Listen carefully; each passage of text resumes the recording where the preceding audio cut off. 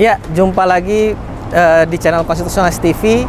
Kali ini saya sedang di Mahkamah Konstitusi. Nah, kenapa saya ke Mahkamah Konstitusi? Karena ternyata hari ini merupakan hari pertama kali Mahkamah Konstitusi menyidangkan sidang secara offline atau secara luring. Karena selama ini di masa pandemi dari tahun 2020 pertengahan itu Mahkamah Konstitusi selalu menyidangkan perkara pengujian undang-undang secara online. Nah, tapi kemarin sempat ada permintaan dari DPR agar disidangkan secara offline, dan juga karena memang kita mengetahui bersama bahwa pandemi ini sudah semakin menurun dan sudah memungkinkan Mahkamah Konstitusi untuk menggelar sidang secara offline. Nah, jadi kita akan melihat bagaimana prosedur untuk seorang pemohon. Kebetulan saat ini yang disidangkan perkaranya itu pengujian KUHP. Nah, ini cukup menarik karena apa? Karena KUHP ini juga merupakan kitab undang-undang hukum pidana yang kontroversial ya, yang memang sedang ditunggu-tunggu beritanya, sehingga hari ini kita akan coba meliput sekaligus mulai dari prosedur bagaimana mengikuti proses persidangan dan sekaligus juga meliput tentang perkara yang disidangkan secara offline. Jadi nanti kita pun akan melihat bagaimana suasana sidang di dalam Mahkamah Konstitusi, bagaimana persidangan secara offline. Nanti kita akan liput secara utuh, termasuk juga nanti kita akan tanyakan bagaimana kesiapan Mahkamah Konstitusi dalam menangani sidang secara luring. Karena selama ini yang kita tahu MK sudah menyidangkan secara online. Nah, langsung kita ke dalam aja yuk.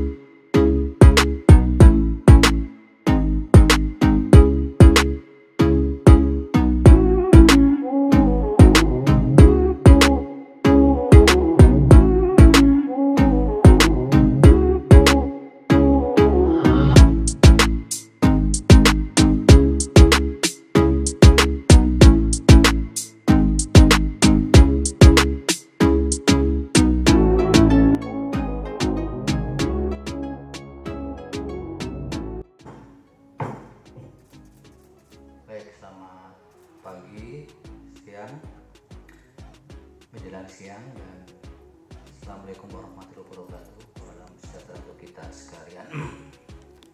Ya, siapa teman-teman yang di bawah? Supaya diperkenalkan. Terima kasih banyak yang mulia. Pada kesempatan kali ini yang hadir adalah pemohon satu langsung Bapak Fernando Manulang dan saya Prinsipal ya? Prinsipal yang mulia. Pak Fernando Manulang prinsipal dan kuasa hukumnya adalah saya sendiri Ziko Nonarja Gardo Simanjuntak bersama rekan saya Angela Clarissa Poet. Untuk ini saja saya ingin menekankan bahwa sekalipun undang-undang AKO baru berlaku 3 tahun setelah diundangkan, hal tersebut tidak menghambat Mahkamah Konstitusi untuk mengatur istimewa maupun pengecualian bagi pemerintah. Karena itu seperti yang sudah saya sampaikan tadi di atas. Nanti berikutnya kami dari hakim panel akan memberikan respon atau mungkin saran-saran berkaitan dengan kelengkapan dan perbaikan. Tetapi kalau itu ujaran kebencian, hate speech yang bisa memecah kohesi sosial, maka itu ada dampak negatif bagi negara yang berdasarkan ideologi Pancasila.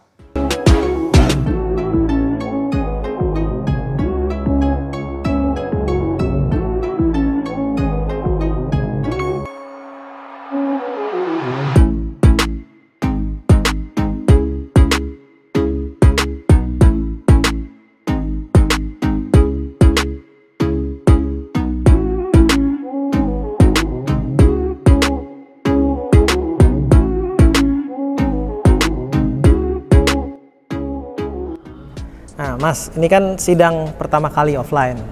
Pendapat Mas Ziko gimana, Mas? Maksudnya lebih kalau dibandingkan dengan online, nih sebelum nanti kita bahas soal materinya.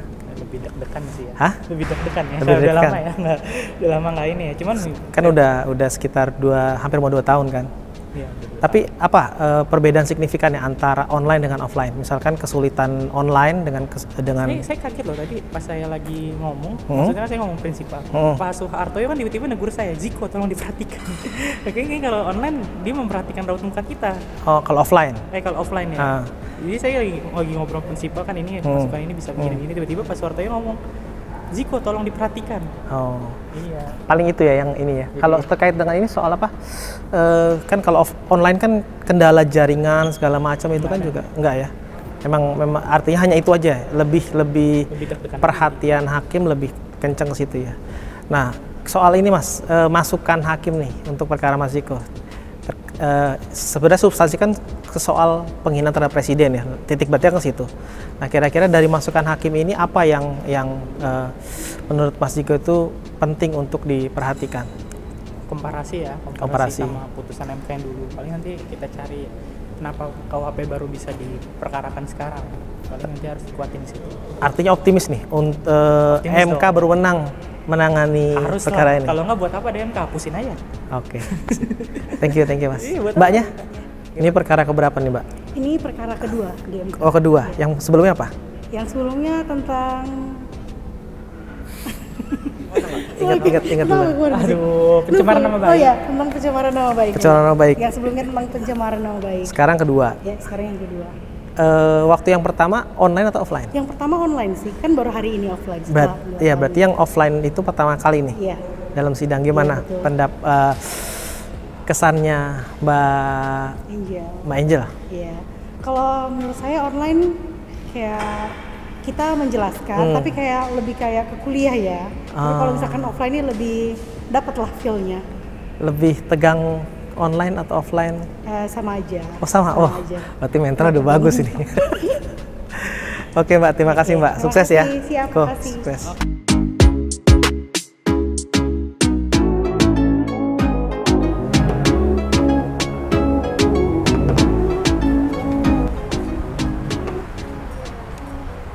Ya, sayang sekali dari bagian Kesekjenan Mahkamah Konstitusi belum bisa menemui karena ada kesibukan rapat, jadi kita tidak bisa menanyakan bagaimana kesiapan Mahkamah Konstitusi dalam menyelenggarakan sidang offline. Sebenarnya kami ingin mendapatkan penjelasan dari Mahkamah Konstitusi bagaimana kemudian mempersiapkan sidang offline yang pertama, karena selama ini sidang yang dilakukan secara daring atau secara online. Mungkin itu sekilas perjalanan bagaimana persidangan offline hari ini yang merupakan persidangan pertama di tahun 2023 sejak masa pandemi sampai saat ini baru MK membuka sidang offline pada hari ini tanggal 24 Januari 2023. Mungkin itu yang bisa saya sampaikan. Tonton terus Konstitusionalis TV untuk bisa lebih membuka cakrawala ataupun wawasan tentang Mahkamah Konstitusi, karena kami memang fokus mengulas tentang perkembangan Mahkamah Konstitusi dan yang terkait dengan konstitusi. Terima kasih.